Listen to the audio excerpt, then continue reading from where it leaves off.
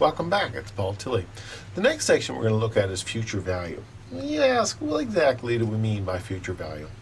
Well, if we look at now, if we draw a timeline, okay? Here's now and here's the future. From a point of view of money, if we took $100 and we put it in the bank, the interest would accumulate on that $100. Now I'm sort of drawing that line up a little bit. So let's assume that there's, 10% interest on that. And after 1 year, let's assume that the future's 1 year, there will be $110 in your bank account. That's effectively the 10% interest on $100 deposited now. Over the course of a year, it will grow to $110. This 110 is what we call the future value. And you'll also hear it called the maturity value. The terms are synonymous, okay? So future value, maturity value is exactly the same thing. So the question is, then, how do we calculate future value? Well, so far we have learned this important concept that interest is a combination of the principal multiplied by the rate multiplied by the time. And you can witness it here. For example, the principal was $100, the rate was 10%, the time was 1 year, and the interest then would have been $10 for a total of 110. The principal plus the interest combined together would create 110. So using this, and we can really say, well, if we look at this, we know that the future value, which we designate as an S, it's an S for future value. So I'm going to write future value below it here. Okay, the future value is really then the present value plus the interest. And we've witnessed here in this little example I've given, the present value is 100, the 10% interest gets added to it, and the future value is 110. So the principal in this case was 100, the interest in this case was 10, so the future value then is 110. So with these two formulas, this one here and this one here, we can couple those together because the fact of the matter is that we have I solved for with PRT. So actually we can take this bit right here and plug in to I. So this will create a new formula that basically says this: S equals P plus, I'll put it in brackets, P times R times T. And all I've done is taken, this is what I is equal to PRT. I've taken the PRT and I've slid it into the I spot. So we get this new formula. S is P plus P times R times T. Now we can simplify that formula by writing it like this. S equals, we'll take P outside the bracket, and 1 plus RT. So this formula here, S equals P outside of 1 plus RT, is known as the future value formula. And if you look in the course, you will see all kinds of content with regards to an explanation of that. So let's apply some of these simple concepts now. Let's take a look at the very first one. And the first example here says, what will be the maturity values? So we're looking for this future value. What will be the maturity value after 7 months? So the time is 7 months of $2,950. Well, this is the present value then is $2,950. And the rate of interest, if we had to find a rate here, the rate would be according to the problem, 4.5% or 4.5%, which in a decimal term is 0.45. So here we got the basic information. We're looking for the future value, and future value is denoted with an S. So we're looking for S, and we have T. So let's, and P and R. So let's just plug it into the formula. S equals P 1 plus RT. Okay, so we're looking for S. How convenient. S is P. It's 2950. 1 plus, and I'll put that in brackets because we do the multiplication first. R is 0.045 times T, and T is 7 months, 7 out of 12.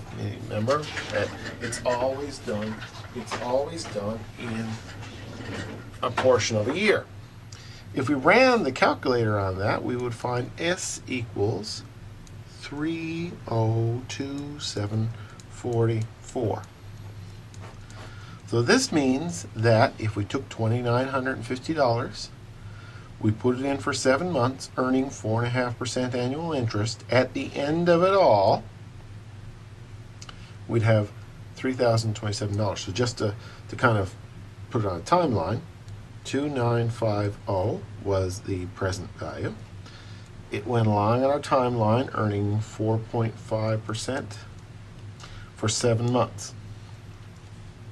And it grew to $3,027.44 at the end of that 7-month period. Now, you could ask, well, how much interest is on that? The question doesn't ask for that. Well, we can calculate the interest because keep in mind that the future value, which is S, is the present value, which is 2950, plus the interest. So we know the S is the future value now, 302744 equals the present value, which is 2950, plus interest. Solving for that, we can calculate I.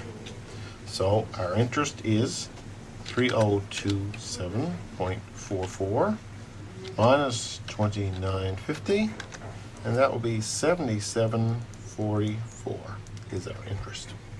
Okay, that's number 1. Let's take a look at number 3. Number 3. So I'll just read number 3. What will be the maturity value in 15 months of $4,500 loan at a simple interest rate of 7.9%? So let's take a look at some of the base figures here. We got S, which is our future value. We don't know what the future value is. That's a question mark. The principal is $4,500. The interest rate is 7.9%, and that's 0.079. And the time is 15 months. So again, we'll just plug it into the formula. S equals P and 1 plus RT. We're looking for S, so S is 4,500. 1 plus RT 0.079 times 15 months out of 12, so it's always a year. So we run the calculator on that, and you will get 4,944.38. So in other words, the future value of $4,500, if we put $4,500 in the bank, earning 7.9% for 15 months, that's how much we'd have at the end. Let's take a look at number 5. Number 5, similar type of thing, SP and RT. And again, we're looking for, in this particular case, in number 5, let's just read number 5. What was the principal amount of a loan? So we're looking for the principal amount. We don't know what the principal is. That's the question mark in number 5. At 10.5%. So again, the rate is 10.5%, which is 0.105. And If that amount owed after 23 days, so the time period is 23 days, and the amount owed after 23 days was 785.16. 785.16. So again, just draw that little number line. 23 days are going by. 785.16 is owed at that point. So we're looking for this number here. What was it originally? Now, when you think about it, that number has to be less, right? This is before. This is everything is. We're saying in the future is worth this amount. So in the past, it must be worth some lesser amount because there's interest on this, right? 10.5% interest, 23 days. Well, how can we figure out that amount? Well, again, we just use our simple formula. S is P1 plus RT. In this case, we have S. S is provided to us as 785.16 equals, we don't have P, so P. 1 plus R, and R is 0.105 times the T, which is 23 days. So we got to convert that to year 23,365. Okay, so that's 785.16 equals P outside of 1.606616. If we do the math on that, we can do a little jiggling on the math here. The P is the same as 785.16 divided by 1.606616. So P we will find to be as 700, it rounds out, it's about $780. So essentially, what we had was $780 to start with. That grew to 785. So you have to be aware that that number there will be smaller. I'll take a look at number 7 next. And number 7, again, interesting little one. It says, the balance after 11 months, including interest on a loan at 9.9%, is $15,379.58. What are the principal and interest components of the balance? So here we're going to find the principal and the interest components. So again, we know S, which is the future value, we know it to be $15,379.58.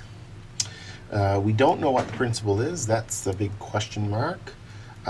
We know that the interest rate is 9.9%, which is 0.099. And we know the time period to be 11 months, so 11 over 12 would give us that type of formula that we need. So we got S equals P outside of 1 plus RT. S is 1537958. Gotta be careful when you write this down and how numbers get mixed. We got P, which is what we're looking for. 1 plus the R is 0.099 times 11 over 12. Okay, so that's 1537958 equals P, and I'll solve for inside of here. First, we'll do the magic of the math on that, and that'll be 1.09075, and then we make P, we bring P across here, so that's 15,379.58 divided by 1.09075. So P in this particular case then will be 14,100.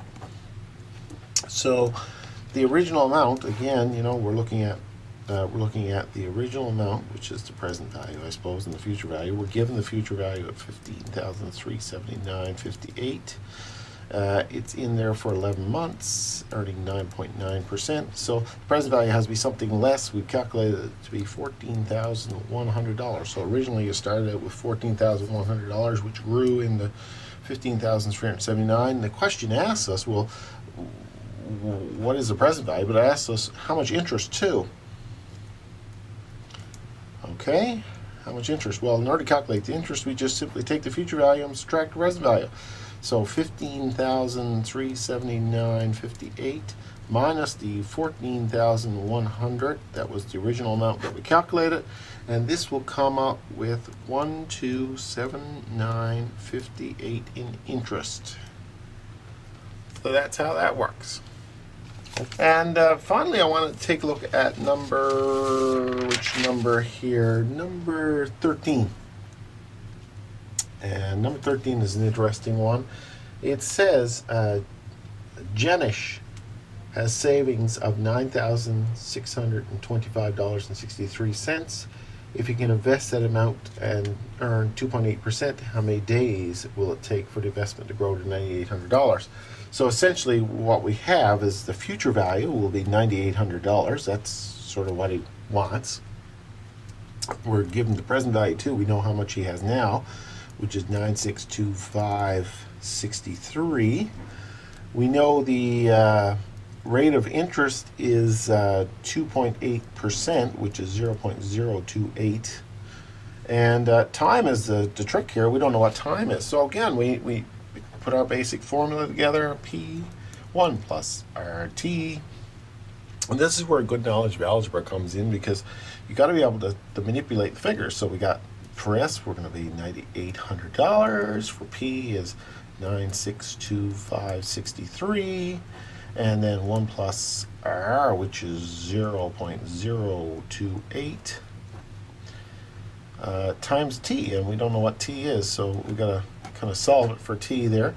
We can manipulate this by, okay, we're going to take this over here. We're basically going to divide through by 9,625.63. So if we took 9,800 and we divide it by 9,625.63, and we took this side and we divided it by 9,623, essentially what we'd end up doing, what we'd do, so we divide both sides, we'd take that out of there altogether. So essentially we'd have 1 plus 0.028 times T.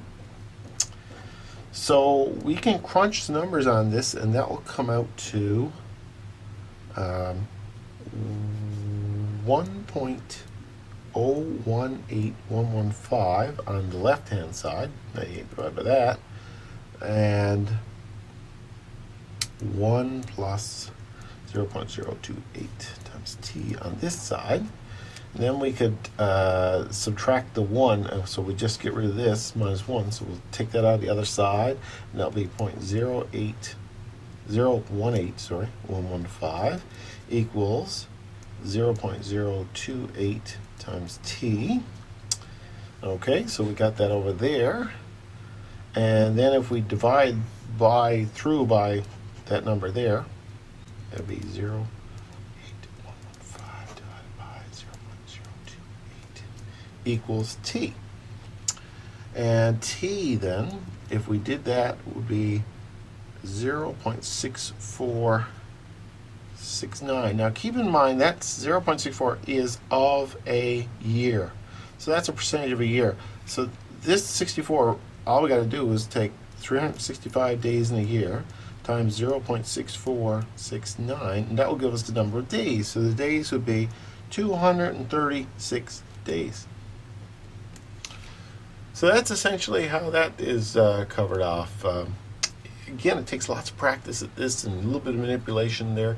But if you do all those problems, I guarantee you the answers are in the back of the book for the odd ones. Make sure you do those, because that's the key to understanding this material. Anyway, good luck with it.